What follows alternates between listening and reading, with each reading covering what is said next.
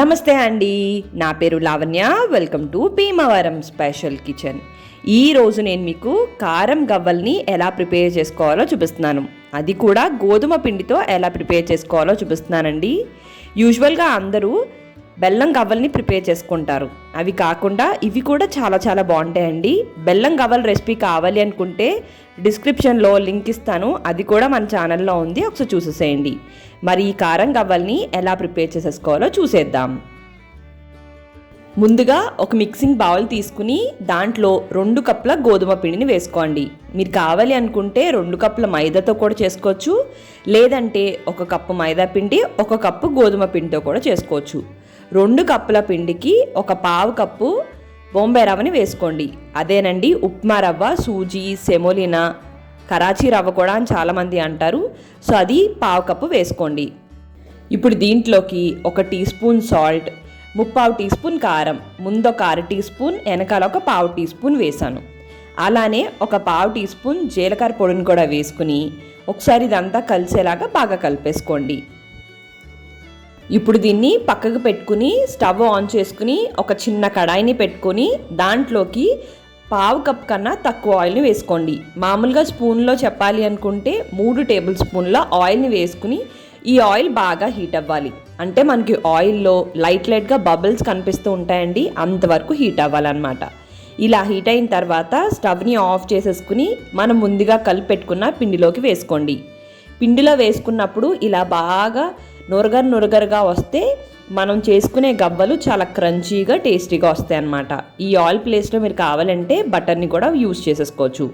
ముందు ఒకసారి స్పూన్తో కలుపుకుని ఆ తర్వాత చేత్తో ఎక్కడా కూడా ఉండలు లేకుండా ఈ ఆయిల్ పిండిలోకి బాగా కలిసేంత వరకు కలపండి. కలుపుకున్న తర్వాత ఒకసారి ఉండ చేయడానికి ట్రై చేస్తే అది ఫ్రీగా అవ్వి ఇలా వీడియోలో చూపిస్తున్నట్టు అయితే కనుక మనకి ఆయిల్ సరిపోయినట్టు, లేదంటే మరొక స్పూన్ వేడి చేసుకుని వేసుకోండి. ఇప్పుడు కొద్దిగా వాటర్ని వేసుకుని మరీ గట్టిగా కాదు, అలానే మరీ లూజ్గా కాకుండా పిండిని కలుపుకోండి. ఇక్కడ నేను 2 కప్పులకి 1 కప్పు వాటర్ తీసుకున్నానండి. నాకు ఇంకా 1/4 కప్ దాకా మిగిలిపోయింది అనమాట. సో ఇలా కలుపుకున్న పిండిని ఒక 5 నిమిషాల పాటు బాగా నీట్ చేయాలి. అంటే దీన్ని బాగా కలుపుకోవాలన్నమాట, అప్పుడు పర్ఫెక్ట్గా వస్తుంది. సో కన్సిస్టెన్సీ చూడండి, మనం ఫింగర్తో కనుక నొక్కితే అది మరీ గట్టిగా ఉండకూడదు, అలానే మరీ ఈజీగా చెయ్యి మనకి వెళ్ళిపోకూడదు అనమాట.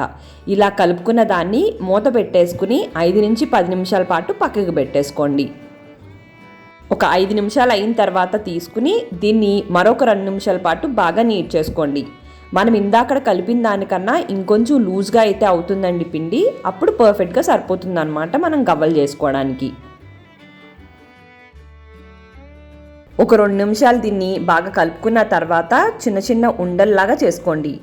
గోలీ సైజ్ కన్నా కొంచెం పెద్దగానే చేసుకోండి, మనకి గవ్వలు అప్పుడు కరెక్ట్ షేప్లోకి వస్తాయి అన్నమాట. ఒక్కొక్కటి చేసుకోవాలంటే టైం పడుతుంది కాబట్టి ఇలా 2 వేళ్ళ మీద ఒకటి, అరిచేతి మీద ఒకటి పెట్టుకుని ఇలా చేసుకుంటే 2గా ఫాస్ట్గా అవుతుందన్నమాట. ఇలా చేయడం రాకపోతే సింగిల్గా చేసుకున్నా పర్వాలేదు, ఇది జస్ట్ ఒక టిప్ లాగా చెప్తున్నానండి. సో ఇలా అన్ని రౌండ్గా చేసేసుకోండి. ఇలా బాల్స్ అన్నీ రెడీ పెట్టేసుకున్న తర్వాత ఇప్పుడు ఒక ప్లేట్ని తీసుకుని దాంట్లోకి గవ్వల్ని చేసుకునే చెక్కని తీసుకోండి. ఇప్పుడు దీనికి కంపల్సరీ ఆయిల్ రాయాలి అండి. మనం చేసుకునే ప్రతిసారి రాయవసరం లేదండి. పిండి ఒకవేళ బల్లకి అంటుకుపోతుంది అనిపించుకుంటే ఆయిల్ మధ్యలో రాసుకోండి. ఇప్పుడు ఆ ఒక్కొక్క బాల్ని తీసుకుని బటన్ వేలుతో నొక్కుంటూ మనం ఇలా కిందకి అన్నామంటే గవ్వల్లాగా పర్ఫెక్ట్గా వచ్చేస్తుంది అన్నమాట. ఒకవేళ ఈ గవ్వల బల్ల లేని వాళ్ళు కొత్త దువ్వెంతో కానీ, లేదంటే స్ట్రైనర్ ఉంటుంది కదండి ఆయిల్లోంచి మనం ఏదైనా తీసుకోవడానికి, దాంతో కూడా చేసుకోవచ్చు. ఇప్పుడు అన్నీ చేసేసుకోవద్దండి. ఫస్ట్ మనం వేయించుకోవడానికి ఎన్నైతే కావాలో అన్నీ చేయించుకుని మిగతాదంతా కూడా మూత పెట్టేసుకుని పక్కకు పెట్టేసుకోండి. మీరు ఈ ఫ్రై అయ్యేలోపు మిగతా వాయికి మిగతావి రెడీ చేసుకోండి. ఇప్పుడు స్టవ్ని ఆన్ చేసుకుని ఒక కడాయిని పెట్టుకుని ఆయిల్ హీట్ అయిన తర్వాత ఇవి వేయండి. ఆయిల్ మరీ హీట్ అవసరం లేదండి, కొంచెం వేడిగా అయినప్పుడే వేసేసేయండి. ఫ్లేమ్ అయితే కంపల్సరీ లో టు మీడియం ఫ్లేమ్లో పెట్టుకోవాలి. అంటే అలా అని మరీ లో ఫ్లేమ్లో కాదు, అలా అని మీడియం ఫ్లేమ్లో కాదు, కొంచెం మీడియం కన్నా తగ్గించి పెట్టుకోండి. ఎందుకంటే మనం గోధుమ పిండితో చేస్తాం కాబట్టి గోధుమ పిండితో ఏ రెసిపీస్ చేసినా సరే అవి చాలా స్లోగా నిదానంగా వేగాలండి, లేదంటే పిండి వేగదు, మనం తిన్నప్పుడు పిండిలా తగులుతుంది అన్నమాట. సో మనం కనుక అబ్జర్వ్ చేస్తే ఇవి ఒక్కొక్కటిగా పైకి తేలిపోతాయండి. మనం గరిటెతో ఏమీ కదపవసరం లేదు. ఇలా పైకి తేలేంత వరకు కూడా గరిటని అస్సలు ఆయిల్లోకి పెట్టకండి. ఇప్పుడు అన్ని వైపులా కూడా గోల్డెన్ కలర్ వచ్చే వరకు ఫ్రై చేసేసుకోండి. ఇలా అన్ని వైపులా గోల్డెన్ కలర్ వచ్చిన తర్వాత వీటిని స్టైనర్ యూజ్ చేసేసుకుని పక్కకు తీసేసుకోండి. ఇప్పుడు నెక్స్ట్ వాయి వేస్తున్నప్పుడు కంపల్సరీ ఫ్లేమ్ని సిమ్లో పెట్టేసుకోండి. ఎందుకంటే ఆయిల్ బాగా హీట్ అయి ఉంటుంది కాబట్టి మీరు మీడియం ఫ్లేమ్లో ఉంచేస్తే తొందరగా వేగిపోతాయి, కానీ అస్సలు లోపల ఉడకవన్నమాట. సో లో ఫ్లేమ్లోనే పెట్టుకుని వేయించుకోండి. అది ఎంతవరకు అంటే ఇలా ఆయిల్లో నొరగ తగ్గిపోయి ఇంకివి వేగట్లేదు అన్నప్పుడు అప్పుడు ఫ్లేమ్ని పెంచుకోండి. ఇప్పుడు ఫ్లేమ్ని పెంచుకుని గోల్డెన్ కలర్ వచ్చే వరకు ఫ్రై చేసేసుకోండి. ఇలా ఫ్రై చేసుకున్న అన్నీ కూడా ఒక బౌల్లోకి ట్రాన్స్ఫర్ చేసేసుకోండి.